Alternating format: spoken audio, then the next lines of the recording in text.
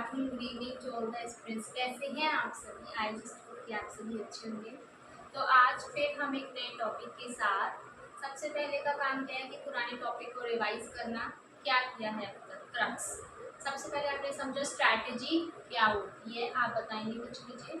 कुछ भी नहीं होता कि जो भी एक्शंस किए जाते हैं ऑर्गेनाइजेशन के द्वारा ताकि वो अचीव कर सके वो क्या बनना चाहती है, उसके लिए स्ट्रैटेजी बनाई जाती है।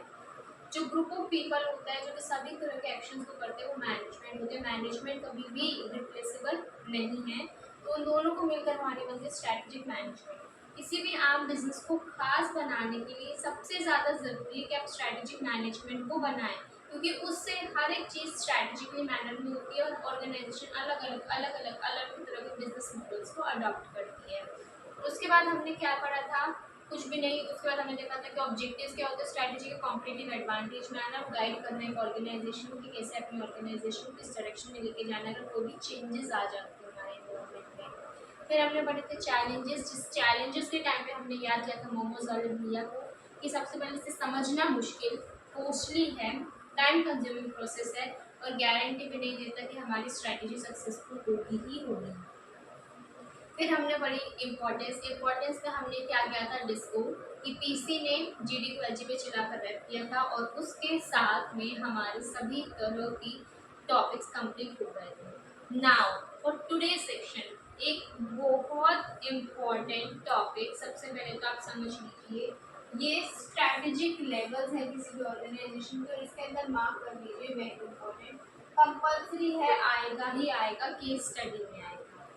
ठीक है, देखो क्या कहता है ये topic, strategic levels in an organisation.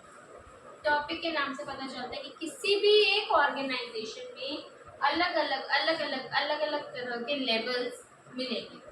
क्या कहते हैं लेवल्स कि हमारी एक ऑर्गेनाइजेशन है उसमें बेसिकली 3 तरह के लेवल्स आपको देखने को मिलते हैं, corporate level, business level, functional level. याद कर लीजिए स्ट्रैटेजिक लेवल्स एक ऑर्गेनाइजेशन में मतलब क्या कि हमारी ऑर्गेनाइजेशन में कितने लेवल्स हैं जहां पर स्ट्रैटेजी बनाई जाए। खत्म, वेरी क्लियर। ऑर्गेनाइजेशन में ऐसे कितने कितने कितने लेवल्स हैं जिनके अंदर स्ट्रैटेजी बनाई जाएगी। Just give me a second. ठीक है, तो हमारे यहाँ पर 3 लेवल्स हैं, corporate level, business level, functional level. Corporate level के अंदर क्या होता है, जितने भी हमारे बड़े बड़े लोग होंगे ना, टॉप लेवल बंदे, हमारे सीईओ, हमारे board of directors, corporate level के मैनेजर्स, कॉर्पोरेट लेवल के स्टाफ, वो सारे ऊपर आएंगे। फिर नीचे, उसके नीचे कौन आएंगे? बिजनेस लेवल के लोग। उस बिजनेस लेवल के नीचे कौन आएंगे? फंक्शनल लेवल के लोग। ठीक है, एक हायरार्की है ये। किसी भी, देखो बात क्या होती है ना, सबसे पहले आप एजेंडा समझिए कि लेवल बनाने के पीछे का कारण क्या होता है। किसी भी ऑर्गेनाइजेशन जब बड़ी होती है ना, तो हम छोटे से किराना स्टोर पे चले जाएं, कोई छोटा सा स्टोर है, वहीं पे एक बंदा होगा, वही मालिक है, वही सारे बिजनेस के स्ट्रैटेजीज बनाएगा, वही देखेगा कि भाई हाँ मुझे ये सामान लाना है, इस रेट का लाना है, ठीक है, ये वैरायटीज उस पर्टिकुलर सामान की होनी चाहिए। ठीक है, सारे डिसीजंस को लेगा, सेल को देखना, प्रॉफिट को देखना, कंपैरिजन करना किसका काम होएगा? उस अकेले बंदे का काम होएगा। कस्टमर के साथ डील करना उस अकेले बंदे का काम होएगा। सप्लायर के साथ इंटरेक्ट करना उस अकेले बंदे का काम होएगा। सब कुछ स्क्रैच से लेकर एंड तक वही एक पर्टिकुलर पर्सन है जो कि हर एक एक्टिविटीज को देखेगा। छोटे लेवल की बात, उससे थोड़ा सा बड़े आए, हमने देखा कि भाई हमने सोचा कि किराना स्टोर के साथ में हम थोड़े सा किसका काम करते हैं? कपड़े का। ठीक है, कपड़े का कर लिया। किराना स्टोर था, उसके साथ हमने क्लोथिंग मैन्युफैक्चरिंग के अंदर आ गए। 2 अलग बिजनेस हो गए, लेकिन ओनर कौन है? एक। अब वो एक बंदा है, ठीक है, मान लीजिए कोई भी बंदा है, रमेश कोई भी एक बंदा है, ओनर है, और उसने 2 बिजनेस खोल दिए। X is for retail business and Y is for is cloth manufacturing. अब वो अकेला बंदा दोनों जगह फोकस तो नहीं कर पाएगा, सो उसके लिए जरूरी हो जाएगा कि रिटेल के लिए कोई एक अलग बंदा रखे और मैन्युफैक्चरिंग के लिए एक अलग बंदा रखे। तो ये हमारे बन गए बिजनेस यूनिट्स।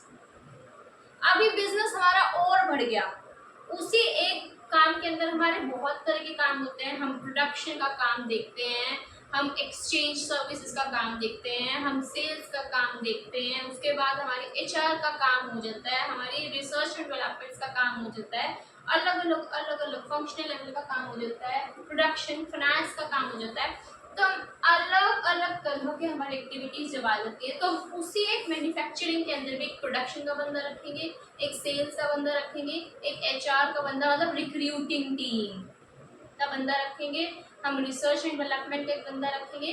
ऐसे अलग अलग हम डिपार्टमेंट्स बना देंगे, उसके लोग बनने लग जाएंगे, वो हो जाती है फाइनेंस। अब एक रिटेल स्टोर वाला पहले एग्जाम्पल पे आ जाइए, वही एक बंदा था जो सब कुछ करता था, लेकिन जैसे जैसे जैसे जैसे जैसे जैसे बिजनेस बनकर वो एक कंपनी बनी, जैसे रिलायंस इंडस्ट्रीज, वो एक कंपनी बन गई, वो अलग अलग तरह के बिजनेसेस अपने अंदर एड ऑन करने लग गई। ठीक है, अब अकेला हमारे मुकेश भाई अकेले तो हर एक बिजनेस को देख नहीं सकते। It's not possible for him to have a look each and every business individually. तो अब क्या जरूरी है उसके लिए कि भाई मैं अपने हर एक काम के लिए एक बंदे को रखूं। पेट्रोलियम के लिए मुझे एक बंदा चाहिए, जियो के लिए मुझे एक बंदा चाहिए, उसके बाद हमारे जियो मार्ट्स हो गए सब, उसके लिए हमारा एक बंदा चाहिए। अब वो बिजनेस ज्वेल्स के अंदर है तो उसके लिए हमें एक अपना बंदा चाहिए। अब हमारी कॉस्मेटिक्स का ब्रांड है तो उसके लिए हमें एक अलग से बंदा चाहिए। कुछ भी तो नहीं छोड़ा उन्होंने, सब कुछ तो ले लिया। ठीक है, तो हर एक बिजनेस के लिए हमें हर एक अलग अलग तरह का बंदा चाहिए जो कि हमारे बिजनेस को देखेगा। अकेले तो वो हर एक बिजनेस को नहीं देख सकते। अब उसके अंडर भी अलग अलग काम आ जाता है, अलग अलग तरह के फंक्शंस हर एक अलग अलग लेवल के ऊपर परफॉर्म करते हैं। तो यही पे इस चीज़ की डाइवर्शन आ जाती है कि जब एक छोटा बिजनेस यूनिट होता है उसके अंदर एक ही बंदा होता है जो कि हर तरह के काम को देखता है।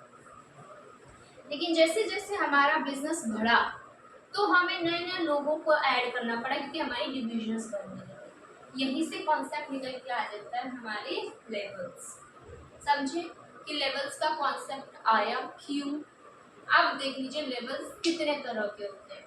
बेसिकली कितनी बार बोला, कई बार कि हमारे लेवल्स 3 होते हैं, corporate level, business level, functional level. ठीक है, क्लियर। यहाँ तक बात क्लियर करते चलो क्योंकि टॉपिक है बहुत इम्पोर्टेंट, बहुत ज़्यादा इम्पोर्टेंट टॉपिक है जिसको अभी से मेमोराइज करना समझने के साथ ज़रूरी है। तो 3 लेवल आ गए। कॉर्पोरेट भाई ओनर लोग हैं, ये बड़े बड़े लोग हैं भाई, इनसे हमारा मुकाबला नहीं है। उससे पहले एक बात समझ लो कि ये मैंने एग्जांपल लिखा है किसका, टाटा ग्रुप का। गूगल से डेटा लिया तो थोड़े से ये लोग पुराने हो सकते हैं जो कि रिटायर वगैरह हो गए। ठीक है, इसी के बाद मैं आपको एग्जांपल दूंगी अल्फाबेट का। ठीक है, तो 2 एग्जांपल्स के थ्रू हम इस टॉपिक को समझेंगे। अगर आप एक बार ये एग्जांपल लिखना चाहते हो तो लिख लो, बाकी मैं अंडरस्टैंडिंग दूंगी।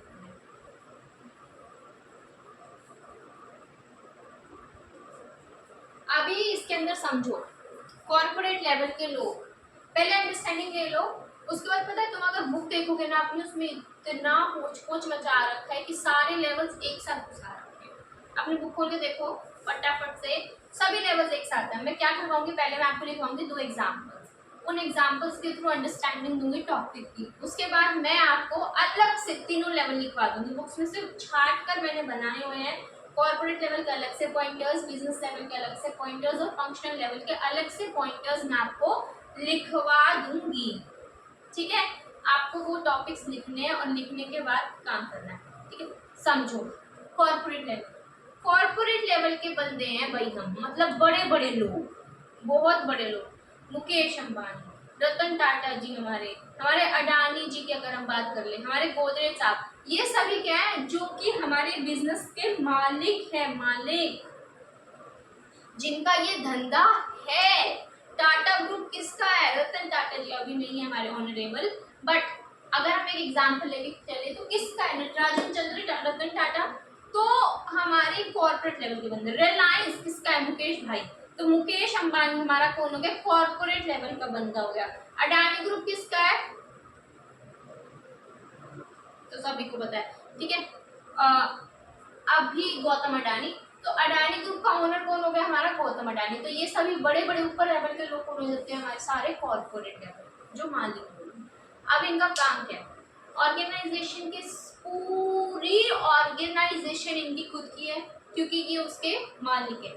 हम एक बात कहते हैं कि हमारे share holders are the owners of the business, line हमने सुनी है, लेकिन उस बिजनेस को फाउंडर कौन हो जाता है? हम उसको, जो बिजनेस का फाउंडर होता है ना, बेसिकली मेन हम उसको मालिक की टर्म से बोलते हैं, तो हम वो कॉर्पोरेट लेवल का बंदा है। फाउंडर कौन है, चेयरमैन कौन है, बीओडी कौन है, सीनियर लेवल के एग्जीक्यूटिव्स बंदे कौन है, सीएफओ हमारा कौन है, समझ रहे? तो लिखा भी है CEO, board of director, senior executive या कॉर्पोरेट लेवल के स्टाफ, ठीक है। सी जो हमारे चेयरमैन है, जो हमारी मीटिंग्स में, ऑर्गेनाइजेशन की मीटिंग में जो खड़े होते हैं, जो लीड करते हैं, ठीक है, ये सभी लोग कौन होते हैं? हमारे कॉर्पोरेट लेवल के। अभी किसी भी ऑर्गेनाइजेशन की कोई भी स्ट्रैटेजी डिसाइड करनी है, कौन करेंगे? यही लोग करेंगे। हमने क्या कहा था कि रतन टाटा जी ने हमें कहा नैनो को लाओ, बिजनेस को, ऑर्गेनाइजेशन को ऊपर लेके जाओ। किसने कहा?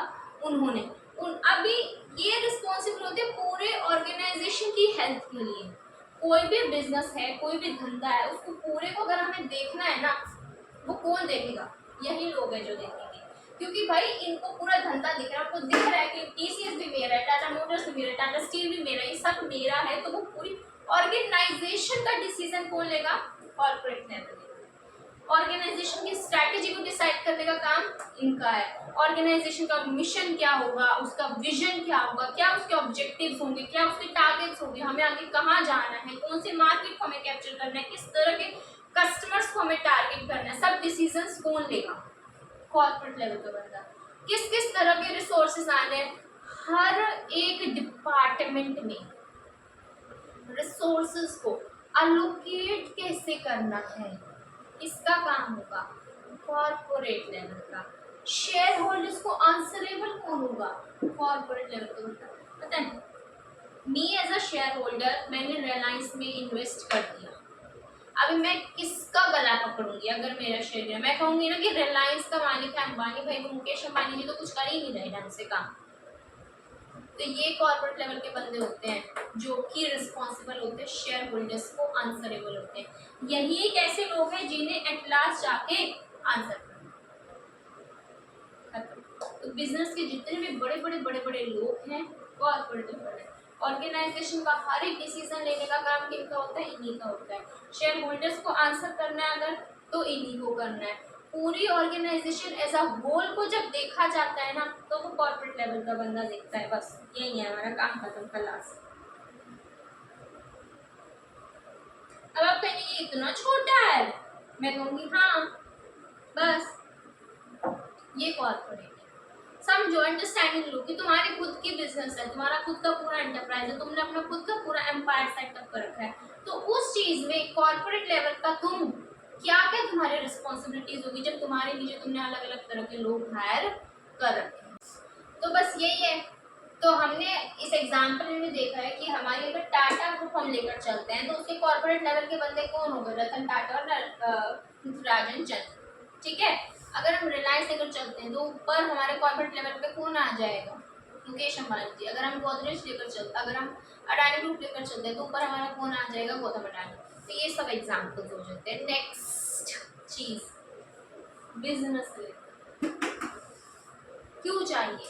जब एक ऑर्गेनाइजेशन वैरायटी ऑफ बिजनेसेस में डील करने लग जाती है ना, अलग अलग तरह के बिजनेस, कंसल्टेंसी में मैं दे रही हूँ, स्टील में मैं बना रही हूँ, मोटर व्हीकल्स में मैं बना रही हूँ, हर चीज़, हॉस्पिटैलिटी सेक्टर्स में भी इम्पैक्ट में आ रही है।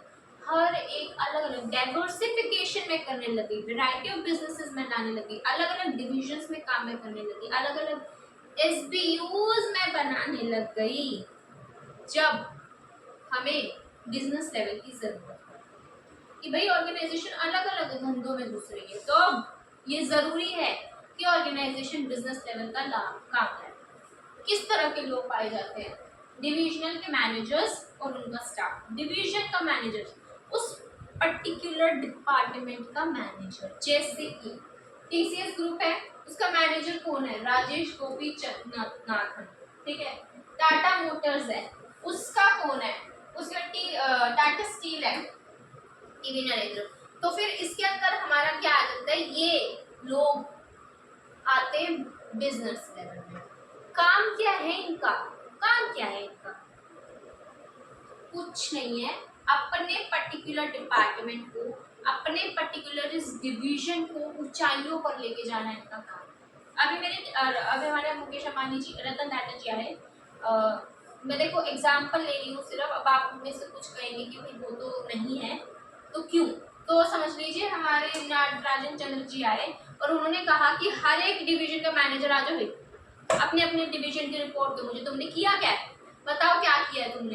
तो अभी हमारे ये टीवी नरेंद्रन आ रहे हैं और वो कह रहे हैं कि भाई देखो मेरे टाटा मोटर्स में इतनी प्रॉफिटेबिलिटी आई है, इतना मेरा टर्नओवर रहा है, इसके अंदर ये एक्सपेंसेस थे, नेट प्रॉफिट मेरा ये, इबिटा मेरा ये, इबिट मेरा ये, वो हर एक डिटेल्स इन्होंने अपनी दे दी। फिर बारी आ जाती है हमारे इनके राजेश जी के, और उन्होंने वो अपनी किसको लेकर आ गए, टीसीएस की रिपोर्ट को लेकर आ गए। तो अब इनकी रिस्पॉन्सिबिलिटी क्या होगी, भाई मुझे अपने डिवीजन पे, अपने डिपार्टमेंट पे ध्यान देना है, मेरे एसबीओ का प्रॉफिटेबिलिटी सबसे ज्यादा होनी चाहिए, मेरे एसबीओ कॉम्पिटिटिव एडवांटेज क्रिएट की हमारे कंसल्टेंसी की सर्विसेज में टाटा का सबसे ऊपरी हिस्सा है, ये इसका काम होगा बनाना।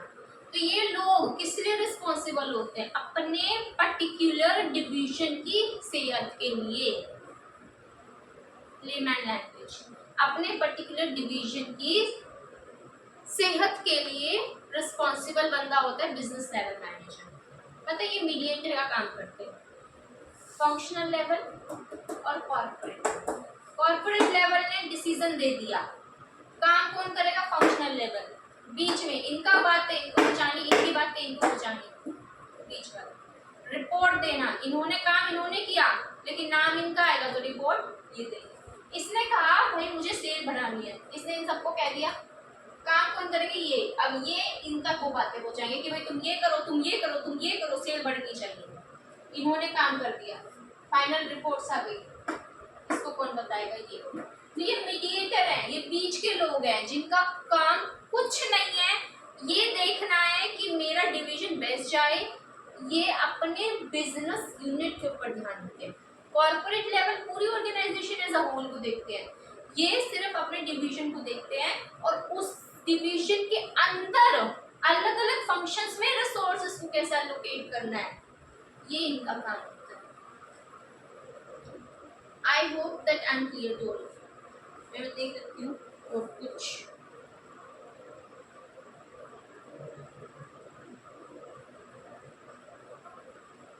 बस यही तो है।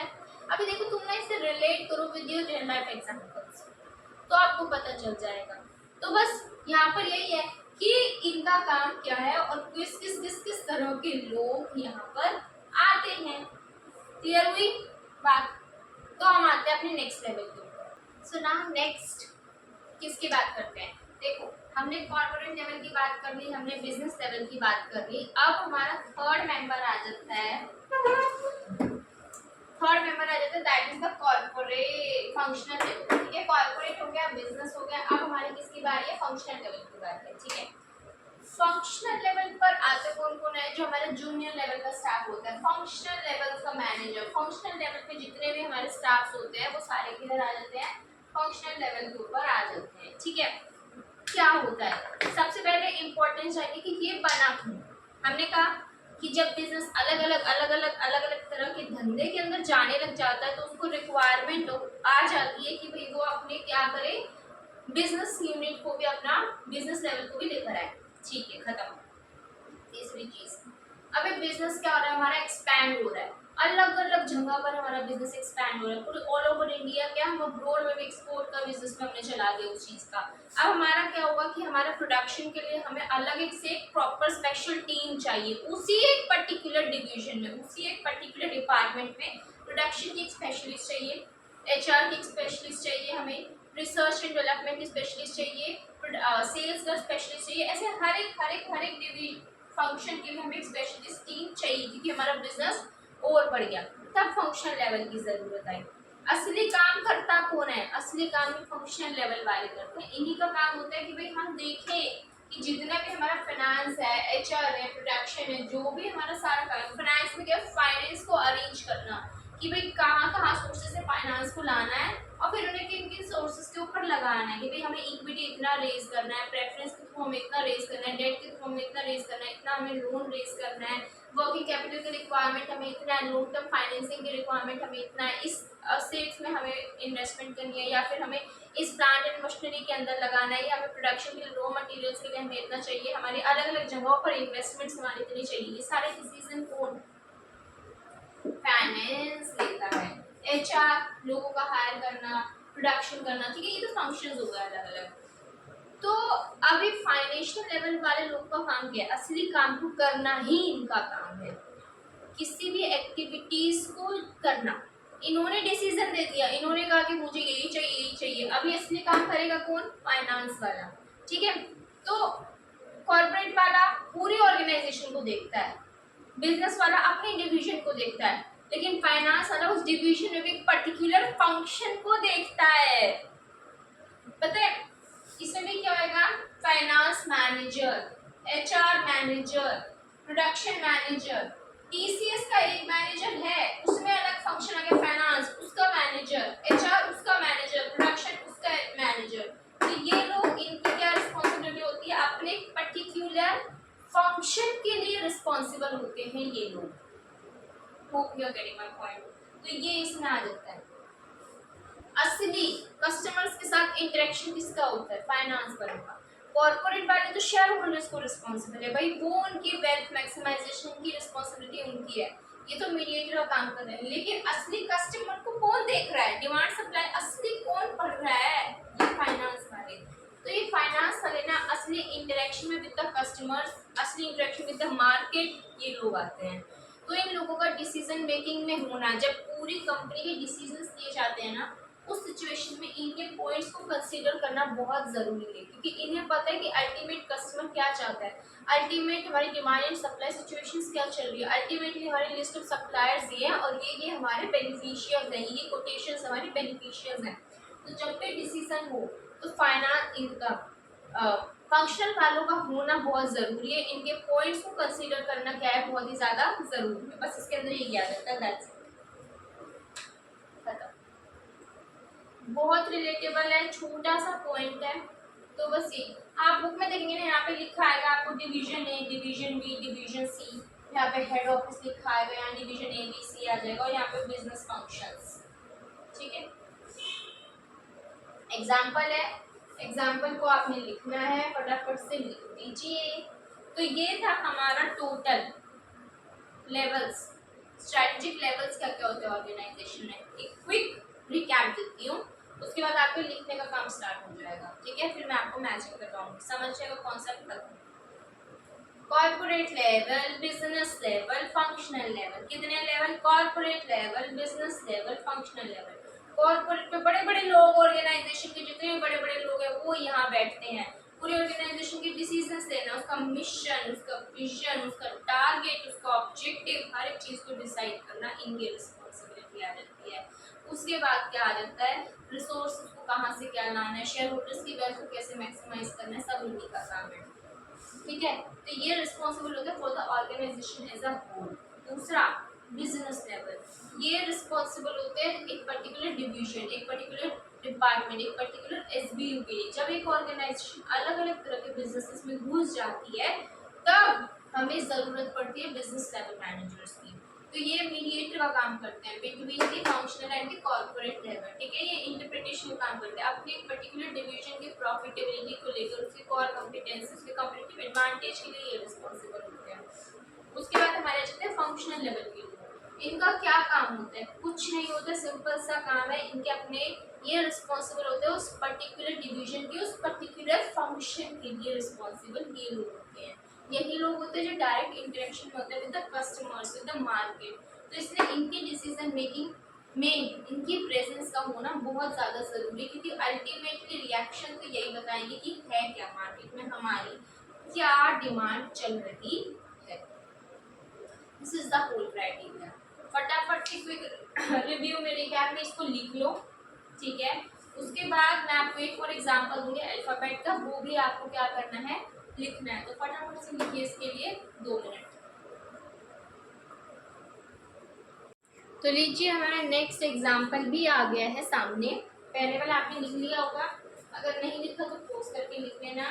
Now this is the next example. मतलब आप गूगल को जानता है हर कोई, हमारे जुबान पर सिर्फ गूगल गूगल, बट तुम्हें पता है गूगल की पेरेंट कंपनी कौन है? अल्फाबेट। ठीक है, तो उसको जानिए। गूगल उसका एक डिवीजन है, उसका एक एसबीयू है गूगल। ठीक है, तो this is the main point. तो ये दूसरा एग्जांपल है, इसके अंदर क्या भाई अल्फाबेट, उसके कॉर्पोरेट लेवल पे कौन आ जाएगा? Larry page, surgery Brin. उसके बाद उसके अलग अलग डिविजन्स, अलग अलग उसने खोले, नेस्ट है, फाइबर है, गूगल एक्स है। तो ये सभी लोग कौन है? ये सभी नाम कौन है? ये सभी इनके मैनेजर्स हैं कि भाई हमारे नेस्ट को चलाने वाला मेन बंदा कौन है? बिजनेस लेवल मैनेजर कौन है? फाइबर को गूगल को सुंदर के चाहिए हमारा कौन है? बिजनेस लेवल का मैनेजर, मतलब गूगल का मैनेजर। एक तरह से गूगल का मालिक हो गया ये, लेकिन इसका भी मालिक कौन है? Alphabet, Larry page, surgery Brin. ठीक है, और हर एक डिवीजन के अपने कुछ फंक्शंस होते हैं और उन फंक्शन लेवल मैनेजर्स। देखो ये फंक्शन, इन्वेंटरी फंक्शन, एचआर का मैनेजर, फाइनेंस, प्रोडक्ट मार्केटिंग, ये सभी जो मैनेजर्स है ना, ये सिर्फ गूगल के नहीं है। अभी मैं सबके अंदर ये ट्री बना बना के लिखती, तो मैंने एक का एग्जांपल लिखी कि गूगल जैसे उसके ये अलग अलग फंक्शन लेवल मैनेजर्स, तो इसी तरह के फंक्शन लेवल मैनेजर्स हर एक डिवीजन के आएंगे। ठीक है, हर एक बिजनेस लेवल मैनेजर के अंदर ये सारे फंक्शन लेवल मैनेजर्स आएंगे और फिर ये काम को एग्जीक्यूट करेंगे। तो ये जस्ट फॉर एग्जांपल, इसलिए मैंने एक का करके ये लिख दिया। तो ये वाला दूसरा एग्जांपल है, इसको नोटेड डाउन कर लो, ताकि पता है क्या होगा कि एग्जाम के टाइम पे तुम्हें आसानी हो जाएगी चीज़ों को रिकैप करने।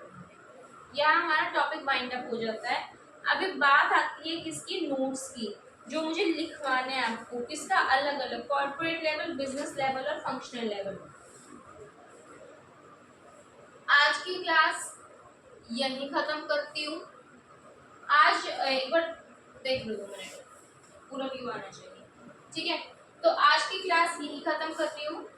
आज हमने कर लिया इतना। अभी आप कहेंगे, आपने कहा था कि कॉर्पोरेट लेवल के अलग से चाहिए, बिजनेस लेवल का अलग से, फंक्शन लेवल का अलग से, वो मैं प्रोवाइड करूंगी नेक्स्ट क्लास में, क्योंकि नेक्स्ट क्लास में हम छोटा सा टॉपिक कवर करेंगे कि एसएम और कहाँ का यूजफुल होता है। अगर हम जाएं इसके अंदर एजुकेशन इंस्टीट्यूशंस के अंदर, हम हॉस्पिटल्स के अंदर देखें, गवर्नमेंट इंस्टीट्यूशंस के अंदर देखें, तो उन जगह पर एसएम का क्या इंपॉर्टेंस है। ठीक है, वो छोटा सा टॉपिक है, 15-20 मिनट का होगा मैक्सिमम। तो उसके साथ में मैं आपको नोट्स लिखवा दूंगी, ये इन तीनों के अलग अलग, क्योंकि बुक में आप देखेंगे ना सब कुछ मिला रखा है, जो कि पॉसिबल ही नहीं है अंडरस्टैंड करना। तो आपको कॉर्पोरेट लेवल को उसके अलग से सारे पॉइंटर्स मिल जाएंगे, बिजनेस लेवल सारे पॉइंटर्स और फंक्शन लेवल सारे पॉइंटर्स। तो आज के लिए इतना ही। आपका क्या काम है? रिवाइज करना है अब तक जितना भी किया है, और अच्छे से क्लासेस को अटेंड करना है, साथ में घर पे रिवीजन करते रहो। और जब मैं रिवाइज करवाती हूँ ना डेली क्लास स्टार्ट होने से पहले स्टार्टिंग में, तो वो आपको रिवीजन ज़रूर करनी है। Okay, that's it from my side today. तो लाइक शेयर कमेंट कर दो। आपका एक कमेंट, आपका एक सब्सक्राइब, लाइक बहुत मोटिवेशन देता है। तो आप